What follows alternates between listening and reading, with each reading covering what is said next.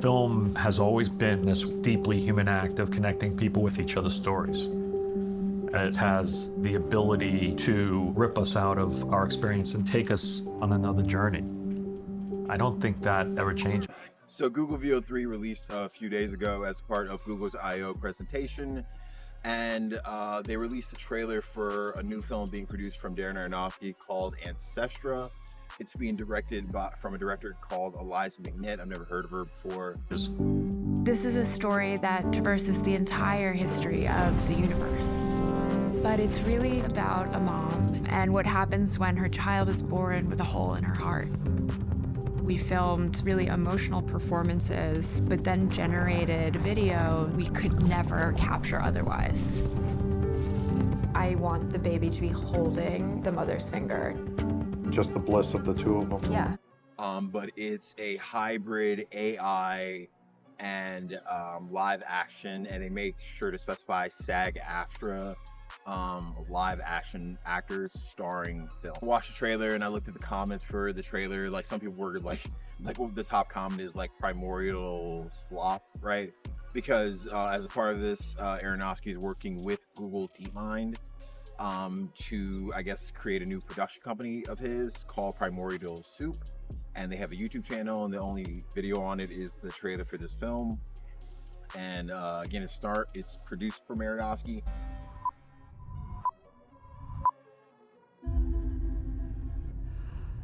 This was supposed to be a checkup. Crash C-section. Baby's in distress. We need help here. We need to go. Is my baby gonna be okay? We can do everything we can. Am I gonna be okay? For every creature that came before you, from every star that died so that you could begin.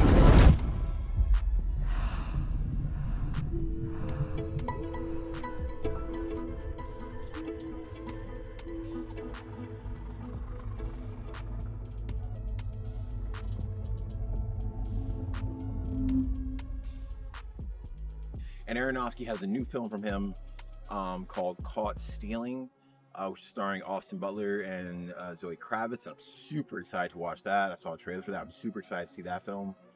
But because I'm a huge Aronofsky fan. Like, just to be like super clear, I've seen Pi, Requiem for a Dream, The Whale, Black Swan is one of my favorite films of like all time. Noah, I've seen everything from Aronofsky. Some of his shorts. So, you know, I pay attention to everything that he does as a filmmaker. Mother, right? And I was really interested to hear that he was the filmmaker attached to this, because I know Cameron attached himself like to AI, but I don't think he attached himself to any like company specifically, whereas Aronofsky now has like specifically attached himself to Google DeepMind and Google VEO3. And I don't know if I said it already, but Google VEO3, in case you don't know, Google has always offered this text to video, but now they've upgraded with VEO3, offering sound effects, automatic lip syncing with dialogue and music. So it's more audio driven now, and the renders just look better. They look of a higher quality, right? VEO is a generative video model, but to me, it's another lens through which I get to imagine the universe around me. It's been incredibly interesting to see the strengths of these models, the limits of the models, and try to shape them to make storytelling tools. To be honest, I never thought about telling the story of the day I was born, but here we are. And this was something that, you know, we knew was going to happen. I talked about Google VEO2 in a video I made months ago, actually, on this YouTube channel. You can go watch that video. It's here or whatever. But we talked in that video about how, like, compared to all of these AI video platforms, Google has access to YouTube, you know, which has, like, you know, billions of hours worth of video footage from so many people talking for hours, you know, angles of their face, angles of their body, so much video footage and video data from across the world that it could use to study, I think, legally. So it was never really a question of who was going to, like, kind of win in this, like, AI to video driven, like, model. You know, of course, ChatGPT and OpenAI is going to win in the text, the prompt area, but in terms of video, I don't think it was ever a question of who was actually going to win if you were kind of like paying attention to it. Like it's always going to be VEO3 is always going to have the best video AI because of YouTube. Google owns YouTube, so it's always going to be the best. I don't think that's ever going to change. It has the most data to draw from. I was interested to hear again that Aronofsky was attached to this because in the Hollywood Reporter article, it mentioned specifically how he likes this in terms of technology. That's the way he phrased it, right? He talked about how the Lumiere brothers and Edison, you know, they created the original camera, and we evolved from that to using sound and VFX, and he sees AI as the natural technological progression of the filmmaking and storytelling medium, right? And even when they mentioned Primordial Soup in the Hollywood Reporter article, they don't call it a production company, they call it a storytelling device. This was very, very specific wording and phrasing there. That was not written by ChatGPT. So yeah, I was just interested, and I watched the trailer. It's going to premiere at the Tribeca Film Festival. I assume Aronofsky's name is getting attached to it is what's going to help it premiere at the festival. No offense to Miss Eliza McNitt and her film and Ancestra. I haven't seen it yet. I watched the trailer, so I don't know how good it is, obviously, but I'm sure Aronofsky's name being attached to it didn't hurt. And watching the trailer for it, you can kind of I couldn't tell if there's like one shot of like a human person, it's a woman delivering birth to the child, and I couldn't tell if that was live action. I really couldn't. VEO3 has gotten so sophisticated, we've really left the uncanny valley, but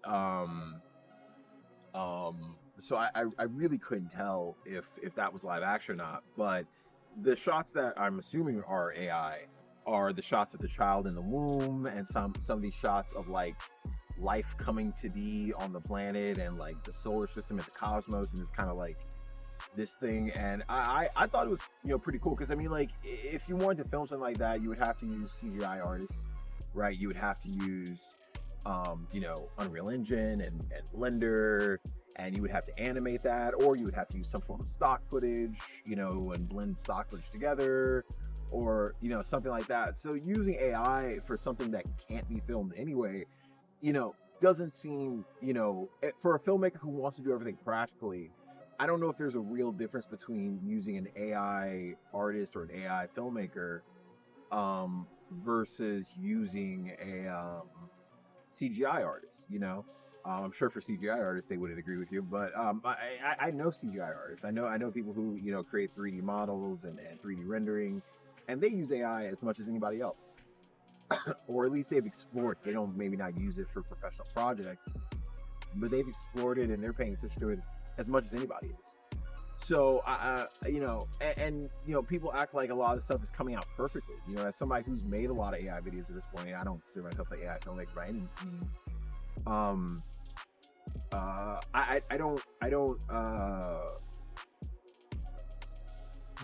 These prompts aren't coming out perfectly, right? They're not coming out in expert ways. They're coming out with flaws all over the place. So people act like you just type something in and it comes out exactly what you want it to, and it doesn't work like that. You're having to change prompts. I know people who, you know, they'll make a design in Midjourney, and they'll take the design from Midjourney and they'll take that maybe to VEO3 or something, or to Kling AI, and they'll try to animate it there, and then they'll take it to, you know, After Effects or Premiere Pro, and they'll keep editing it there before they actually have the result that they put online.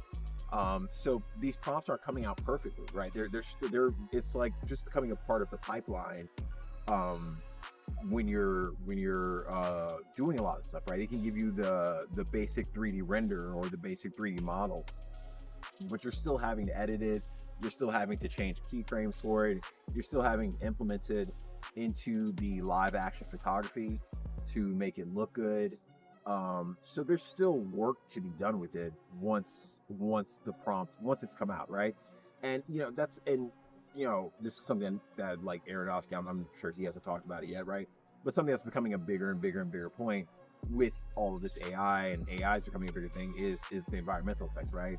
you're slowly hearing about, how towns are using water because these huge server farms that we're building now, or I'm not building them, but people are building them, are using so much water because these prompts, when you put a prompt into ChatGPT, it feeds into one of these giant server farms, and millions of those requests coming in from around the world all the time heats those farms up, so they have to use water to cool them down. So they're using a ton of water from these towns, which is draining towns of water, from my understanding of it. So the more we use AI, it's having larger environmental impacts. That's part of the reason why we're building larger AI, data centers and server farms. And Aronofsky, I think he's like a big environmental guy, so I don't know how he feels about that aspect of it. He didn't mention that. I don't even know if he spoke at Google I/O. If he did, I'll try to edit in something about him talking about it here, but I didn't see anything about him speaking. I just saw the Hollywood Reporter article about it, and I saw the trailer for the film. But if there's anything else, I'll try to add it in to this video. But I'm a filmmaker, right? And I'm a filmmaker, again, a filmmaker that slipped up to Aronofsky. He's a filmmaker. He's the type of filmmaker I want to be, right? He just makes original films, right? Pretty much every film that he's ever made in his career is written and directed entirely by him. He's Noah is a bit of an adaptation from the Bible, but for the most part, Aronofsky has only written and directed his own films. No IP projects or anything like that. There's rumors he would do Batman, back before Christopher Nolan did it, right? But for the most part, Aronofsky has just done his own films, right? Now, I can't, as a filmmaker who wants to do the same, I can't tell you how much I respect that and look up to that. And for him to kind of be on the AI bandwagon, along with another filmmaker I respect, like James Cameron, it just kind of makes me more curious about it. And, you can look on this channel, I've used AI a lot. And, AI has been used in films like The Brutalist. AI was used. And it was used specifically for helping actors with dialogue, right? Adrian Brody still won the Academy Award for Best Actor, very deserved, obviously. But it was using The Brutalist, Production companies make companies like our partners at Respeecher sign NDAs. And because of how this being such a hot button topic. But for us, it was obviously the only way for us to achieve something which was completely authentic. And for us, representation and representing the nation of Hungary was incredibly important to us. So I wanted Hungarian viewers to be able to watch the film and the Hungarian dialogue for it to be completely accurate. Because, you could practice the language for 45 years and you would never speak it without, an American accent, or in Felicity's case, an English accent. It's simply not possible. It's one of the most difficult languages in the world. And so, for me, I think that there is an absolutely ethical use of this technology, and that Respeecher in particular, a company that's based in Kiev, Ukraine, a group of engineers that worked on this, in a manual fashion. I mean, this is us, lining up sine waves, Minority Report style, and sort of seeing where like a vowel or a syllable is sort of falling out of place and giving, the actor's accent away. It took us weeks and weeks to do, and it created jobs. It didn't eliminate jobs. And finally, Adrian and Felicity, they own their vocal models in perpetuity, which is what, when we did this, I said, I want you guys to have this so that if there ever is a copyright infringement issue for you in the future, that you actually own it. And so I think people I understand why people are concerned.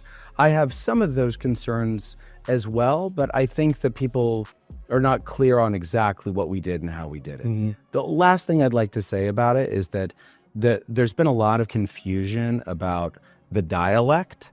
And I think there was, confusion about where we used it in the film.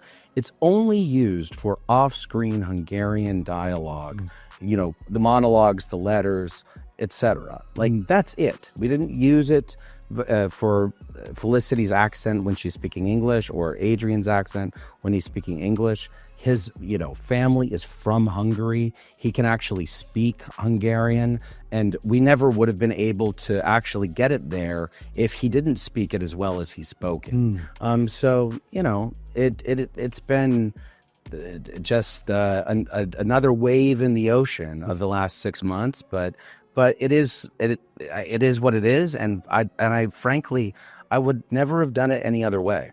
My daughter and I were watching North by Northwest, and there's a sequence and at the UN, and my daughter is half Norwegian, and two characters are speaking to each other in Norwegian. My daughter said they're speaking gibberish. And I think that, you know, that's how we used to paint people brown, right?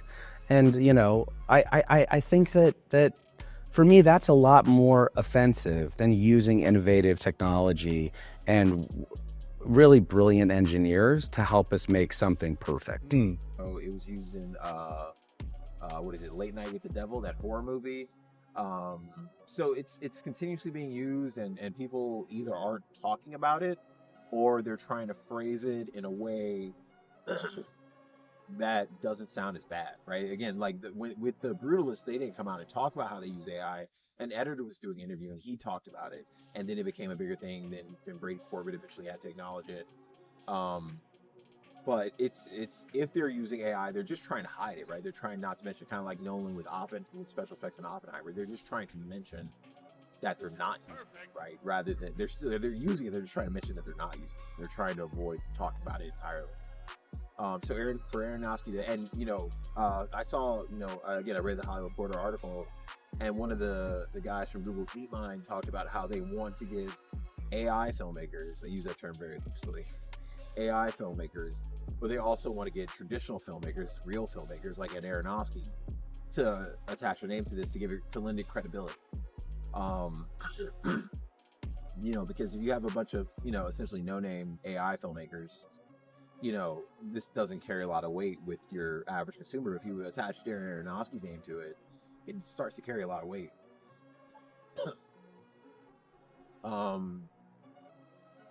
So yeah, it's interesting. You know, I wonder, you know, how big, you know, respectfully to Aronofsky, I wonder how big of a paycheck they have to cut him, or cut his Primordial Soup production company to get him to do this. I'm curious to eventually see the film. I'm not going to Tribeca, but I would be interested to go to Tribeca. I eventually would be interested to see the film once it releases online, or to see at least what reviews from Tribeca are when this film comes out, to see what people think about it and how people talk about it. Yeah, and I'm interested, obviously, for Darren Aronofsky's next film, Caught Stealing. It's been a while since The Whale, which was his last film, I believe. So I'm really interested to see Caught Stealing, kind of like a Bonnie and Clyde style movie. So I love everything Aronofsky's made. I'm a huge fan of his work. Black Swan is even inspiring my film, Saint of Tomorrow. So I'm a huge fan of Aronofsky, so I'm really interested to see, you know, that's his next real film. I'd be interested to know if he's going to use AI at all in his film Caught Stealing. It doesn't look like the type of film that might need it, based on the trailer, but I would be interested to know if he's using AI in that film at all. I'm have another video going up on this channel where I'm talking about potentially using AI in my debut feature film, Saint of Tomorrow. To fulfill one's destiny is to embark on a courageous journey of self-discovery. It is a commitment to leave an indelible mark on the world, to contribute a verse to the grand epic of human experience. Let the pursuit of excellence be a guiding star, and let the world bear witness to the brilliance that unfolds when passion, skill, and unwavering determination converge in the pursuit of being the absolute fucking best.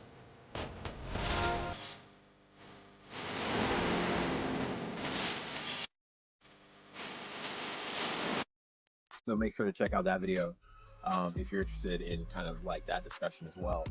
But yeah, what do you think about, you know, Aronofsky using AI in this film, right? I looked at the comments for the Ancestra trailer, and people didn't seem to be like super on board with it. They seem to be pretty against it.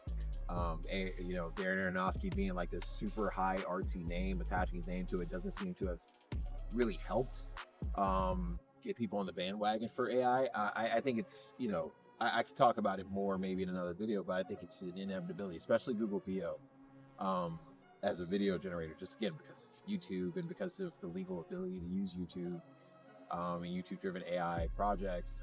And I'm not sure what the commercial uses of it are, I assume if you're paying $250 a month, every generation you get is yours of commercial legal use, and you can monetize it, do what you want. I mean, I'm seeing a bunch of Google VEO 3 videos on the internet right now, and people are definitely monetizing those. So I assume they're available for commercial use, but commercial like in a theater for $1 billion movie studio or $1 million movie studio, would they have the same freedom, or would they have to maybe pay them more? I'm interested. It's all interesting, right? It's interesting to talk about. It's interesting to think about. It's part of the reason why I made this video.